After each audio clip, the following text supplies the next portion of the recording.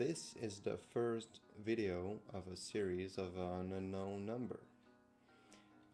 Mainly because I'm totally not organized, and well, as you may have guessed from the title, this is total improvisation, and it needed to be done that way, at least the first one, because otherwise I wouldn't have started. So it's kind of a spur of the moment thing. It's this is the time to do it. Let's do it. So this series aims to give some of the ideas, to express some of the ideas that you may know if you're familiar with the Zeitgeist movement. But I wanted to put my little stone to that big wall. Well, even though that's not a good analogy, because everybody's participation is important, I guess, and I just felt like I could add something to it, my personal touch.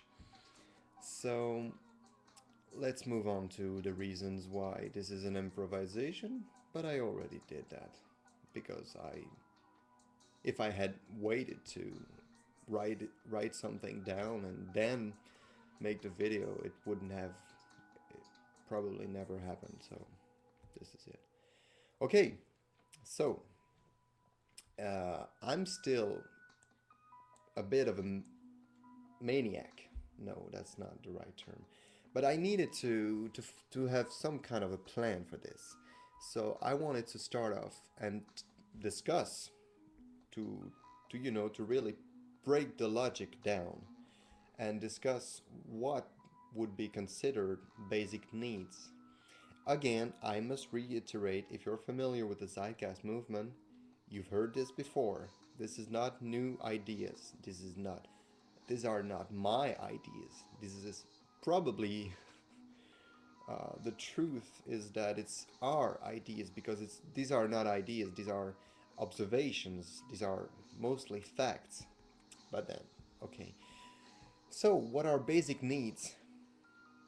You know, I guess most people would consider it logical to say that we need to drink water, not only, but sometimes water, and to have some decent food, right? I assume that every person on this planet would agree with that. Now, the first observation we need to make at this point is that there is a lot of pollution in what we drink and in what we heat. Eat, sorry. Heat is another problem. And wait, wait a second. That shouldn't be the case, right? Because if we all know that these are our basic needs, how come we pollute the water? Hmm. It would be kind of a self-defeating logic, wouldn't it? To keep doing that. And this is why I'm doing this video, to show you that it is not the right thing to do. Okay, so this is one of our basic needs, and probably one of the main needs, because without food and water, blah blah blah blah, we all die. Okay, so enough of my rambling, and let's move on to another observation, which is, of course, like everything, linked with that first observation, which is that we are in a so-called system.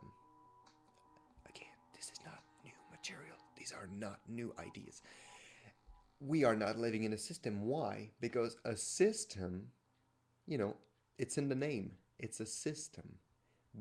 Our world is not a system because it's not working as one big thing.